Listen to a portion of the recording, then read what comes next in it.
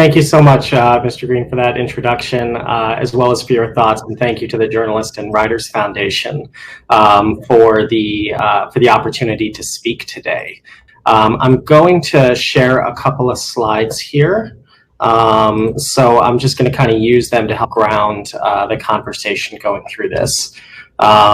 So to start out, here are some recent graphics. And I think one of the key things, and that Mr. Green shared as well too, is that this is a very uneven experience with COVID-19. And it is going to continue to be very uneven as well as persistent. This is driven by a lot of things, from ecological conditions to the natural spread of the disease to population density and movement, seasonal effects that aren't fully understood, as well as within communities themselves. This is some data that some various colleagues in New York City put together. My colleagues at the National Center for Disaster Preparedness pulled it together in this report, looking at how marginalized communities that are historically disenfranchised, are bearing a disproportionate burden of this disease. So the experience in New York is that you have an outsized number of cases among African Americans, among Hispanic and Latino populations. These are folks who are historically bearing the brunt of chronic diseases due to structural inequities and structural racism in a lot of policies. And where people live, it predisposes people to outsized effects of disasters, and in this case, infectious diseases. But also amplifying that is it also, these populations were also those who are more likely to be essential workers and have to go to work when many other people could stay home or work remotely and things like that. So there's a social aspect to disease, a social aspect to response that is very inconvenient, but may very well be one of the most important things. Another thing I want to talk about with response is that there's this false narrative out there that you either have to shut down the economy or keep it going, and that you have to do the opposite with the disease, that somehow fighting the disease is bad for the economy. And I want to say that that's actually a false choice. That is not true. And here's some various data. If you look in the top left, it's kind of tough to see, but the US is in the light blue, and a lot of other European countries are the other colors. But essentially what it's showing is that, you know, in comparative countries in Europe, you saw the lockdowns much more aggressively and much more uniformly. And temporarily, it depressed economic activity, and then it bounced back faster than the US. And I know folks are saying that out there we're starting to see a need for more lockdowns. That's the way pandemics work. They come in waves. What's important is that when you get through one wave, what do you do immediately afterwards to keep that transmission low? And how do you prepare for the inevitability of another wave coming down the road? And in this case, controlling disease spread creates options for the economy. It means you can start opening some things up, start traveling with some restrictions, with certain things in place, and for individuals to take responsibility on that. The other piece that you see on the bottom graph is also looking at what are the signals that governments are sending. Are they sending signals that we're in this for the long haul, we're putting together these packages? So in this case, you can see improvements on some of the various stock indices when there was the proposal to the EU on a recovery fund. This is just an example. In the US, we're still sort of mired in debate over a follow-up to COVID-19 funding, with a lot of the benefits running out. So these signals are also very, very important for more certainty for industries, for business, and ultimately for individuals. Some of the indirect effects that we've seen with COVID-19, and I think that's an important thing, and I appreciated Mr. Green's comments in the beginning of the panel about how, you know, it's not just about the illness, it's about the loneliness, it's about not being able to work, being stuck at home, that this has cascading effects across civil society. We see it in statistics for abuse, we see it in loss of traction for other public health threats, increases in STDs, loss of traction in malaria prevention or whatever. And we're also seeing, unfortunately, we've also continued to see hints of, you know, this further rise in nationalistic tendencies. We're seeing it in the US, you're seeing it throughout the world.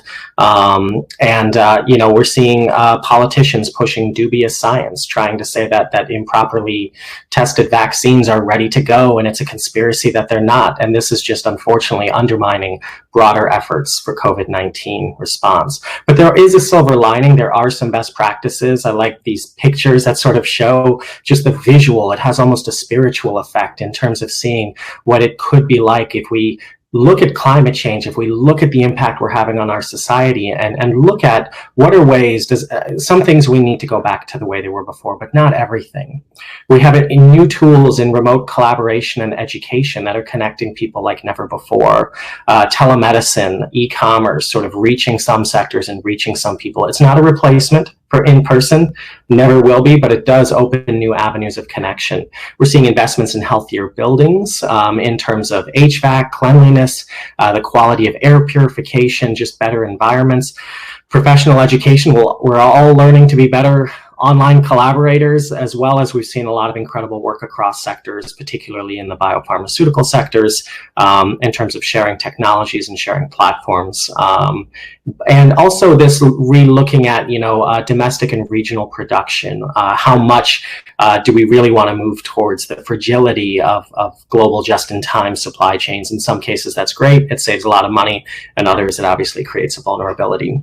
And when we talk about disasters more broadly, these are two graphics from UNDRR looking at really all disasters across, natural hazards, disasters and natural hazards from about 30 years, 98 to 2017.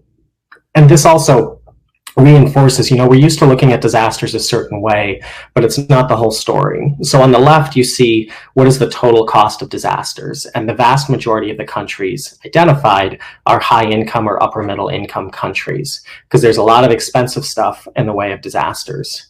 But when you look at what is actually that impact to the overall economy, what is the ability to absorb that, and what is the ratio to that, you look at the same data viewed through a different lens. In this case, what is that cost relative to GDP, to the output of a country's economy?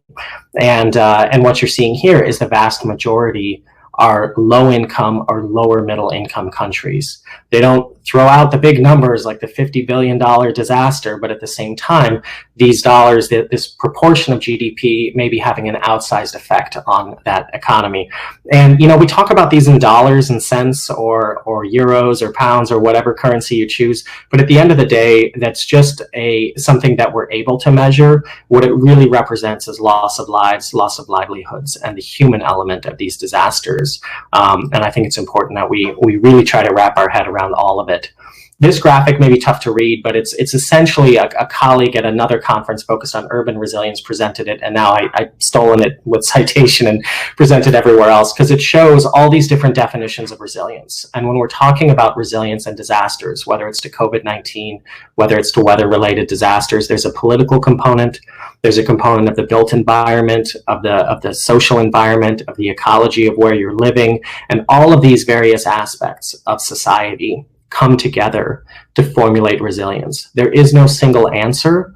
There is no single person responsible, but it's distributed across all of civil society and requires us to work towards that common goal. Otherwise, you risk focusing all your efforts on the built environment only to fracture the social cohesion and the social connectedness of certain groups. And weather-related disasters, they keep happening. We're seeing our share in the U.S. right now of wildfires, tropical storms, coastal storms, tornadoes, derechos, a sort of weather phenomenon we're seeing more and more of. And this is just to show, in a nutshell, those trends are going up in the U.S. and across the world. And as we're seeing these disasters impact more and more, the way that we've responded, the way that we finance them is continuing to change. There's some interesting look at sort of who pays for it. And in a lot of wealthier countries, you're seeing a lot more insurance take over, sort of spreading the financial risk across more and more places and across the private sector, sort of increasing access to that recovery. But you're not seeing that so much in developing areas and lower and middle income countries, where that actually kind of assistance could be more important. Given, as we saw in the graphic earlier, with the impact to the proportion of gross domestic product. So here's a slide. A number of colleagues have done a bit of research on this. I've had the pleasure of connecting several times with Daniel Aldrich, who studied this in a lot of settings. But actually, there's emerging evidence that these connections matter more than ever, that these inequalities, it's not just a humanitarian issue, it's not just a sort of an ideal state of things, that it's a huge predictor of who lives and who dies, of who recovers and who doesn't. And fostering these connections within a community, neighbors helping neighbors, leads to less death and better health and mental health outcomes. And vertical connections with the government, tend to speed up the recovery process. And we see this in the US, we see it elsewhere in the world. And it's one of these things that as the evidence builds, it's one of those things we know with our hearts, and now we're starting to have the evidence and demonstrating it with our heads and more granularity.